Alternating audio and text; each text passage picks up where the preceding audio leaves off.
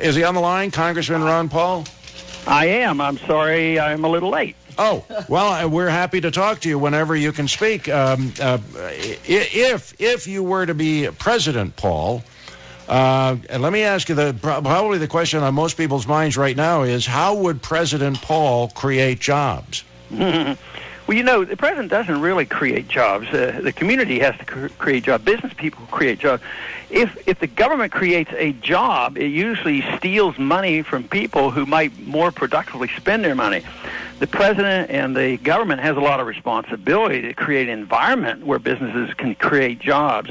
And what we've done over 40 years is we've destroyed that environment. We've destroyed it with our monetary system, our tax system, our regulatory system, the wasted money and the debts that we've run up, with the spending overseas.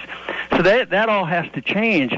But this idea that government can wave a wand and create jobs, they in some ways can, but if they do, it's a bureaucratic job, and it's a distraction. It usually does harm because it stole money from people who might have spent this money more productively.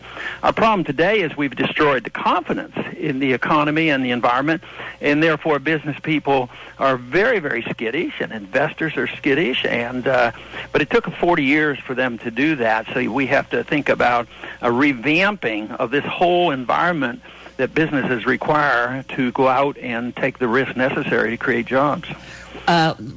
Congressman Ron Paul, we just talked to Larry Kudlow, and he said that he does not agree with you about ending the Fed, but he said he likes your idea of linking the dollar to gold.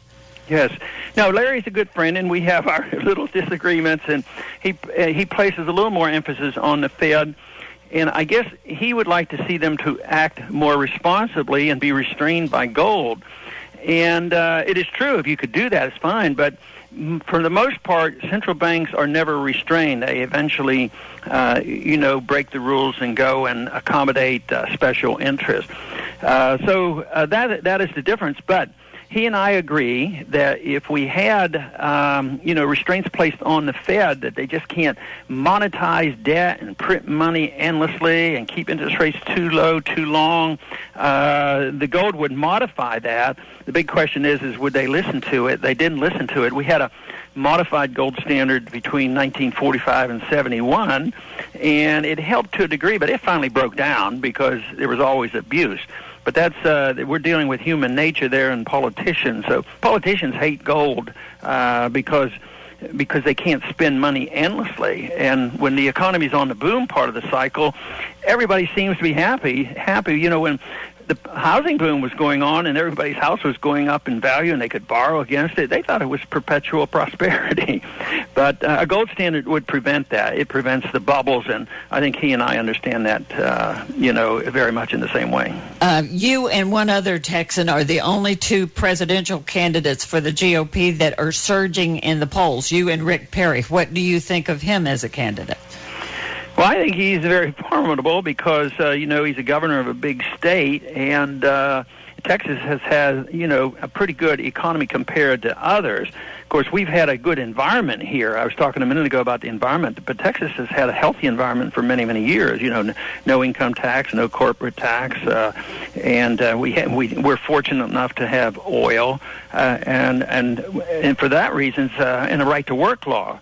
So I think, I think Texas has an advantage in that way regard. But I think I am talking about things much broader than that concept alone, because I'm talking about the foreign policy, I'm talking about monetary policy, I'm talking about personal liberties and the Patriot Act and so many other things that the other candidates are not talking about. Can we clarify under what circumstances Ron Paul would be willing to commit U.S. troops to combat?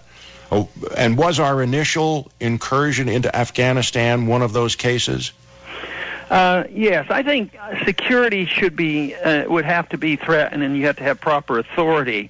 And President Bush was given limited authority right after 9/11 to go after those individuals responsible for 9/11, and I did vote for that. I immediately realized that that authority would be used, to a greater extent than it should have, And of course, it went into nation building and invading a country and overthrowing a country, and they sort of lost track of even the Al Qaeda and Bin Laden. That's why it took so long. But it was at that time that I also introduced a resolution to look at the issue of a letter of marque and reprisal, which means that the government targets, an individual or a group rather than a whole country, and they used that in our early history to go after the pirates. And I thought this was a perfect example of what the founders must have been thinking about. When you can't declare war against a country, then you target the individual, the group of individuals, and try to narrow the scope of the fighting. Would President Ron Paul leave any troops overseas, for instance, Germany, Japan? No, I'd bring them all home. I mean, that would give us such a great economic boost. I was saying the government can't really create jobs, but they can do some things to give us a stimulus. I mean, this would be a stimulus that wouldn't cost us any more money. If you brought all the troops home and they started spending all that money here at home, that could stimulate our economy.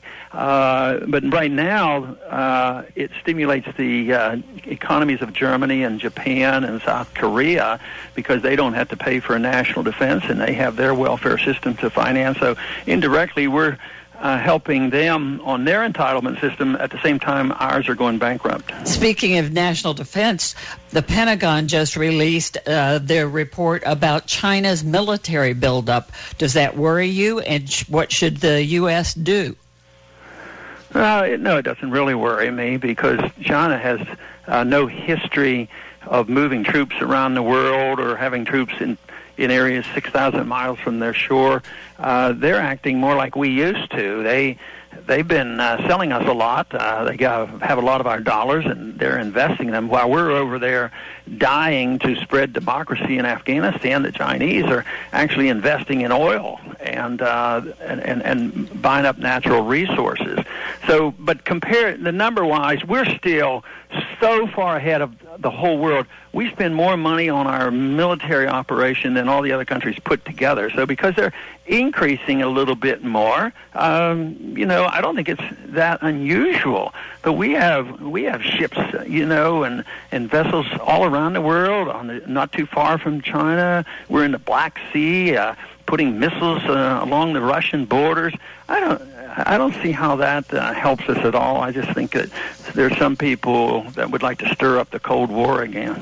If Ron Paul doesn't win the nomination of the Republican Party, would you entertain the idea of a third-party candidacy? Not likely. The odds aren't good for third parties. We go over and pretend that we're going to spread our goodness and our democracy, but the democratic process here isn't all that great, because if one comes to the conclusion that the Republican and Democrats' policies aren't all that different, there's really not much chance of somebody cutting into that, because it's very hard to get on ballots and credibility remains very low. Media will not give you don't get into debates, so they sort of shut you out pretty easily if you're in the third party. So no, I don't think it's likely to happen for me. All right. I'm wondering if there is someone that you would see carrying the banner if you were not to win the nomination. Is there someone that you would say, okay, I could still support that person? The ones, the current candidates, there are some now. The answer is no as an immediate answer, but that doesn't mean it has to stay no, because I've noticed some of the other candidates now changing their tone and changing their conversation and talking differently about foreign policy. They're looking more closely at the Federal Reserve. So it's conceivable, that if they would accept some of these policies that I've been talking about, I certainly should keep an open mind. Well, you are certainly catching on with the public, and the media has been slow to acknowledge it or acknowledge you. Why is that? Well, I'm not positive. I guess they have to answer it. But I think sometimes it's a lack of understanding, because I come at economics from a free market Austrian viewpoint, which not too many of them have studied, so they don't understand the significance or how to explain the business cycle. So it's too strange for them. Then there are others who know exactly what I'm doing, and they see it as too much of a threat, because you scare them. to really defend the free market and no special interest.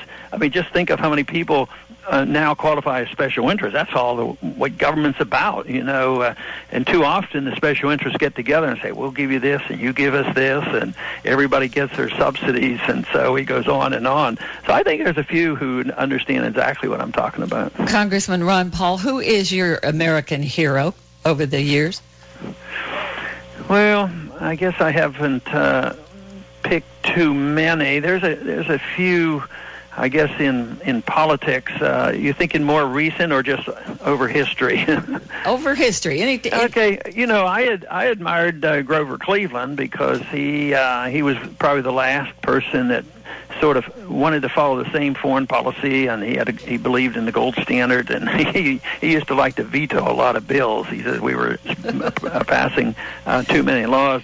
But so often I look towards some of the free market economists that have influenced me so much over the years, because I felt that they had a very intelligent approach and could defend what I think I naturally believed in. So people like Mises and Hayek and Rothbard are the free market economists that I followed. You have such a refreshing message and so different that I'd like to spend more time talking to you at a future time. Maybe we could do this again. Very good, and I thank you for having me. Well, appreciate it. Maybe the next president of the United States, Ron Paul.